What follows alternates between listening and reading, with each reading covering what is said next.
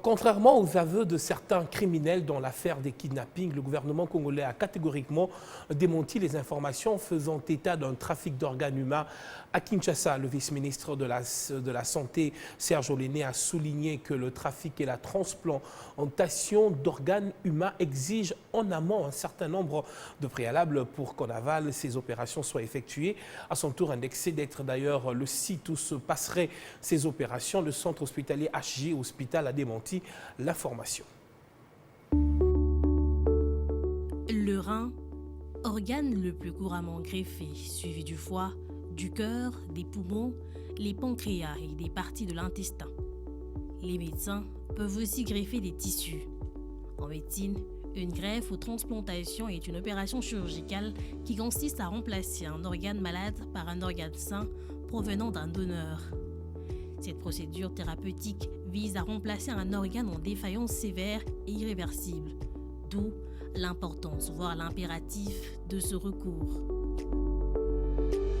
En RDC, alors que les autorités attestent que le pays n'a ni l'expertise ni le plateau technique pour la transplantation, la peur de se faire arracher les organes grossit et plonge les communautés dans la psychose. Je voudrais rassurer la population. Peut-être que les gens parlent de choses qu'ils ne comprennent pas. Une transplantation d'organes ou un trafic d'organes demande une infrastructure. Non seulement qu'il faut avoir l'infrastructure, il faut avoir des gens expérimentés. Des gens expérimentés pour prélever les organes, mais aussi des conditions de conservation et de transport. Et ensuite, il faut savoir que ces organes qui sont prélevés ont une demi-vie qui est très limitée. Pourtant, la loi sur la santé établit qu'aucun acte médical ni traitement ne peut être pratiqué sans le consentement libre et éclairé de la personne. On ne peut pas se permettre de prendre un organe comme on va acheter du pain ou je ne sais pas quoi et ensuite le mettre sur quelqu'un de manière désinvolte. Les patients doivent être informés des traitements dont ils vont bénéficier ainsi que des conséquences éventuelles qui peuvent entraîner. La psychose totale entraînée par les kidnappings de ces derniers temps et tous les commentaires autour a appelé les néphrologies à briser la glace. La transplantation ne peut pas se faire en réel, c'est une opération hein, avant tout, hein, c'est une intervention chirurgicale. Hein. Une intervention chirurgicale, on ne la fait pas en l'air, sur la rue, il faut que ça soit fait dans des conditions requises d'une intervention. À ce jour, aucune institution hospitalière ne pratique la transplantation d'organes. La complexité des conditions de prélèvement et de conservation d'organes remet en cause les faits décriés. Je voudrais ici rassurer les gens, c'est une technologie très poussée. Soyez rassurés quant à ce, nous n'avons ni l'expertise, ni le plateau technique pour arriver à faire ces transplantations aujourd'hui. Nous espérons les avoir avec l'avenir, mais ça demande des années et des années de formation. Par absurde, s'il fallait considérer la possibilité de la transplantation d'organes ou trouver l'organe sain, là où la pratique est admise, les donneurs sont en temps normal répertoriés en attendant chacun le bon moment. C'est une intervention chirurgicale. Hein. Une intervention chirurgicale, on ne la fait pas en l'air, sur la rue. Ce qu'on voit dans les réseaux sociaux, c'est plus des actes criminels, ce n'est pas de la médecine. Après des alertes autour de la controverse de suite des témoignages à peine vraisemblables sur le trafic d'organes du corps, les communautés ont attribué à des individus ce présumé trafic. Il n'y a aucune preuve. En substance, il n'y a rien de rationnel qui montre qu'il y a vente d'organes dans la ville-province de Kinshasa. HG Hospital a été cité. Des allégations rejetées par le groupe. L'hôpital ne dispose pas d'un laboratoire destiné à l'achat et à la transplantation d'organes humains comme relayé sur les réseaux sociaux.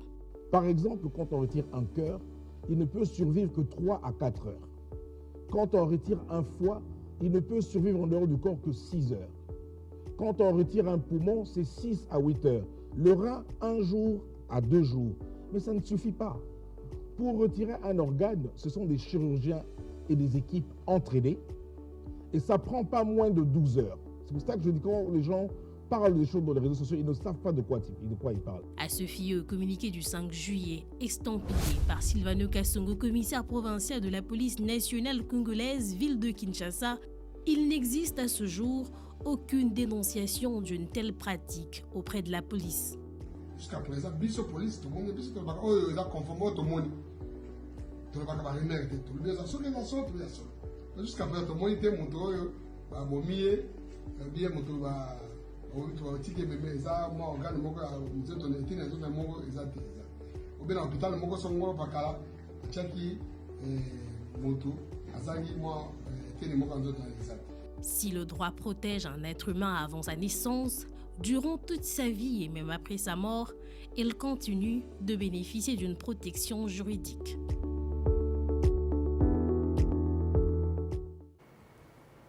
Yves Kisombe, la rue parle de trafic d'organes, les scientifiques et le gouvernement congolais démentent. Comment on peut justifier justement ce qui paraît une rumeur pour le gouvernement? L'ignorance d'une bonne partie de la population de certaines vérités médicales, sécuritaires, des procédures, etc., mêlées à ce que les réseaux sociaux ont produit malheureusement de pire, c'est-à-dire d'être aussi des immondices. Ce n'est pas malheureusement que des outils modernes de communication et d'interaction. Malheureusement, c'est aussi des espaces d'expression des plus ignorants sur tout, de la délation. Il y a un climat délétère sur tout et ça crée un malaise, un mal-être très partagé par tous. Bien sûr qu'il y a des faits criminels de kidnapping, on l'a vu.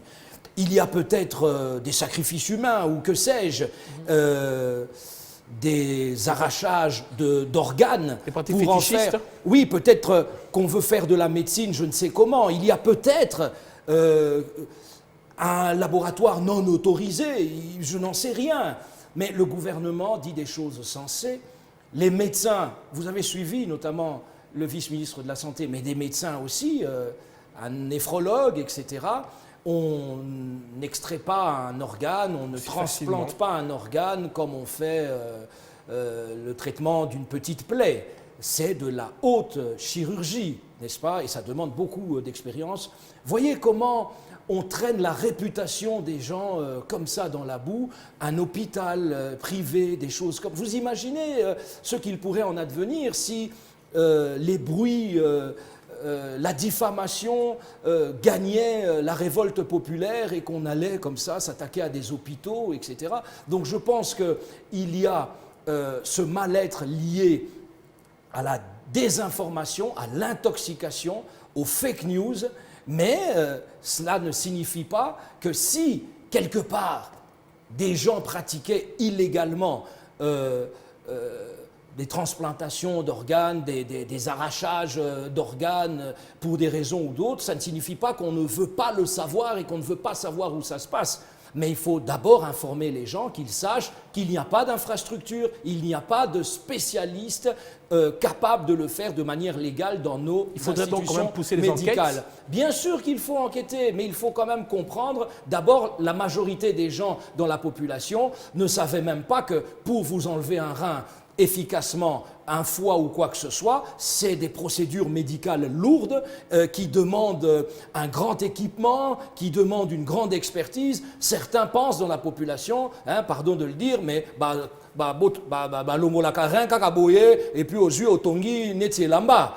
Donc c'est pour dire que ça ne se passe pas de manière aussi légère.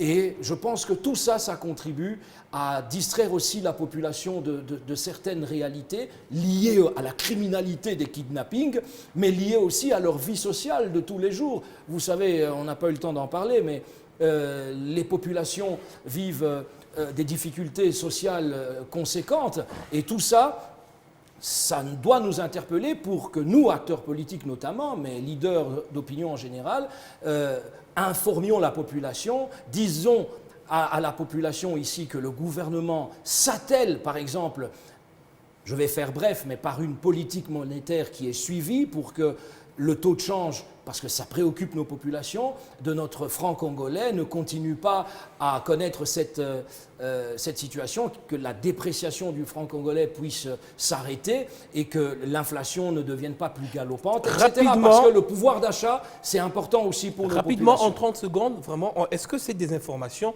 ce manque de connaissances au sein de la population n'est pas facteur justement de la mauvaise politique de communication du gouvernement sur la question? Non, je pense sensibilisation, vulgarisation. Je pense que le gouvernement fait sa part, mais qu'il peut toujours faire mieux. Pas moindre, peut-être justement, qu'il je conforte ces désinformations. Je dis que votre observation est pertinente et avec vous, le gouvernement, je le dis, doit intensifier les efforts de pédagogie vis-à-vis de nos populations. Parce que quand je vois le ministre Mouyaya, par exemple, expliquer qu'il n'y a pas de trafic d'organes ici à Kinshasa, les gens sont un peu hésitants, pensent alors qu'en réalité, il dit quelque chose de sensé, mais qui doit être bien expliqué, pour expliquer que s'il y a quelque chose qui se fait dans ce sens, le gouvernement et la justice se concentrent pour, n'est-ce pas, mettre hors d'état de nuire les personnes qui pratiquent de tels crimes, mais dans le même temps, dire à la population que la psychose, c'est aussi parfois la réalité politique de notre pays, est entretenue aussi à des fins politiques, et qu'on veut intensifier cette psychose avec les mensonges les plus éhontés, et que, par exemple, le trafic d'organes n'est pas une réalité généralisée dans ces cas de kidnapping, et que si ces cas de kidnapping sont réels, vécus, nous vivons au milieu de la population, ici, ils sont faits à d'autres fins. Ici à Kinshasa et ailleurs, et il y a à d'autres fins, mais également, il faut que la population retienne que les transplantations d'organes, les arrachages d'organes et tout, ça ne se fait pas dans le cadre d'une bonne médecine et par n'importe telle qui, qu'on l'imagine ici, voilà, merci. Ni par n'importe qui, si ça a eu lieu ici. Mais s'il y a quelque part un laboratoire souterrain, des installations souterraines où je n'en sais rien, il faudra les mettre en exergue. Merci Yves Kisombe. Les ressortir. Je rappelle que vous êtes acteur politique, membre de l'Union Sacrée de la Nation. Merci d'avoir répondu à notre invitation. Merci à vous. Merci. Je vous retrouve la semaine prochaine, un nouvel invité et de nouveaux sujets.